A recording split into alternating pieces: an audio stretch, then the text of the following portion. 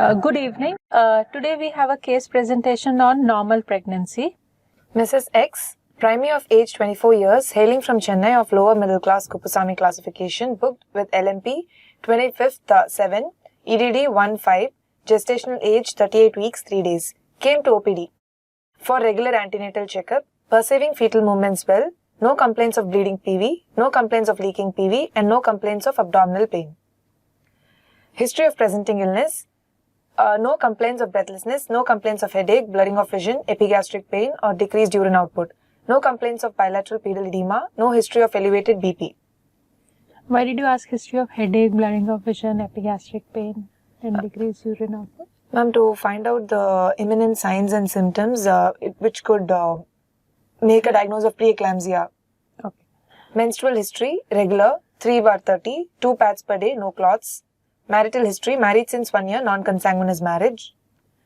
Obstetric history, first trimester, UPT positive at 45 days of amenorrhea, confirmed by dating scan, NT scan done, no history of radiation exposure, fever with rash, no history of hyperemesis gravidarum, no history of headache, spotting PV, folic acid tablets taken.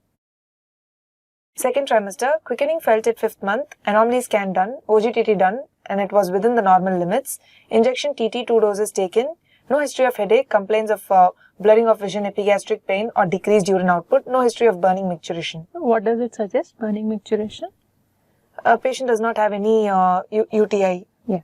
Third trimester, no complaints of headache, no complaints of blurring of vision, epigastric pain or decreased urine output, no complaints of bilateral pedal edema, perceiving fetal movements well, no complaints of bleeding PV, abdominal pain, leaking PV, history of weight gain of 6 kgs in last 3 months, no history of BP elevation. Okay. The past medical history, lady is not a known case of diabetes mellitus, hypertension, bronchial asthma, thyroid, epilepsy or cardiac disease. Surgical history, nil significant. Drug allergy, nil. And family history is also nil significant. So there is no history of twinning in the family? No, ma'am. Height 150 centimeters, weight 70 kgs, BMI 31.1.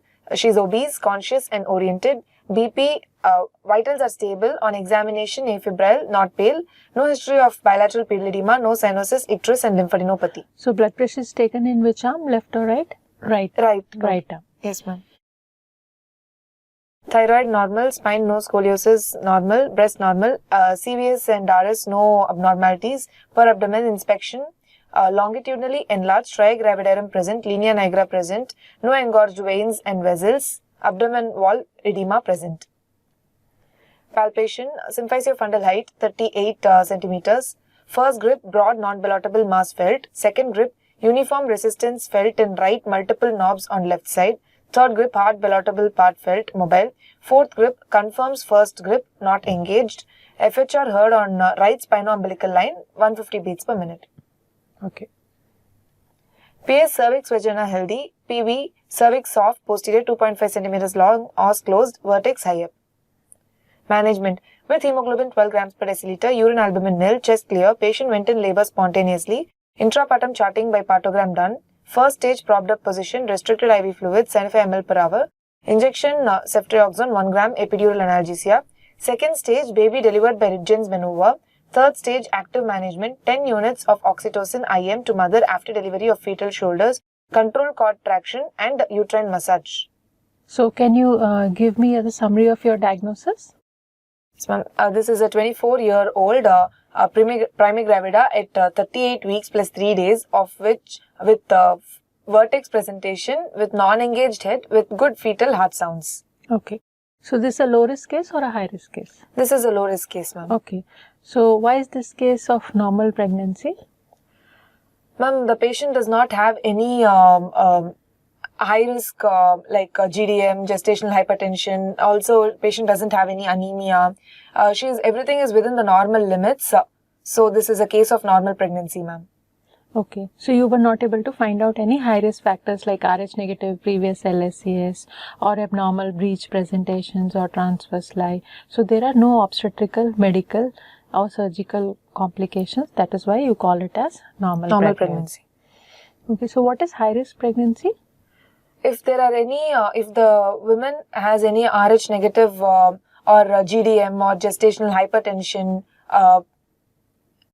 all the anemia in pregnancy, all this are leading to high risk pregnancy, ma'am. Or they can be thrombophilias like antiphospholipid, Yes, ma'am. or medical disorders like hepatitis with pregnancy, or like renal disease with pregnancy, heart disease with pregnancy. So all those are high risk pregnancies. Some pregnancies are high risk because of the fetal point of view, like twins. Yes, ma'am. So how are you saying it's a vertex presentation?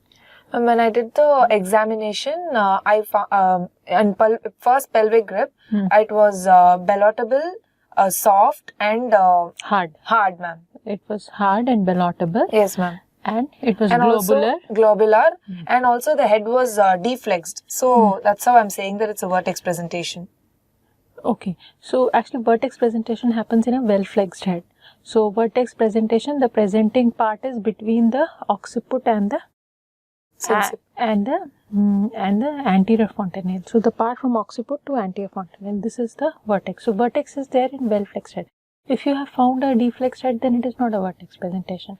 You can document well-flexed head by telling that when I did the ballotment, I found that the brow was at a higher level than the occiput. Okay, So sinciput on the first pelvic grip, the sinciput is at a higher level than the occiput, suggesting well-flexed head, and it is a vertex presentation. Okay, so what is the difference between presentation and presenting part? Presentation is the part which comes in contact with the pelvic brim, ma'am. Presenting part is a particular part, ma'am, of the presentation. For example, if it's a vertex, it is the occiput is the presenting part. If it is face, brow is a... No, it's not like that. See, presentation is the part of the fetus which comes in contact with the lower pole of the uterus. So, presentations can be cephalic or podalic. So, if head is a presenting part, it is cephalic presentation. If buttocks is a presenting part, then it is podalic presentation. In transverse lie, it is shoulder presentation. Now, the part of the presentation which overlies the internal os and is felt by the examining fingers on per vaginum examination is called as the presenting part. So, in cephalic presentation, depending upon the flexion of the head, the presenting part can be brow or vertex or face. If the head is completely deflexed, then the presenting part is face in cephalic presentation. If the head is partially deflexed, then the presenting part is brow in cephalic presentation. And if the head is completely flexed, then the vertex is the presenting part in cephalic presentation.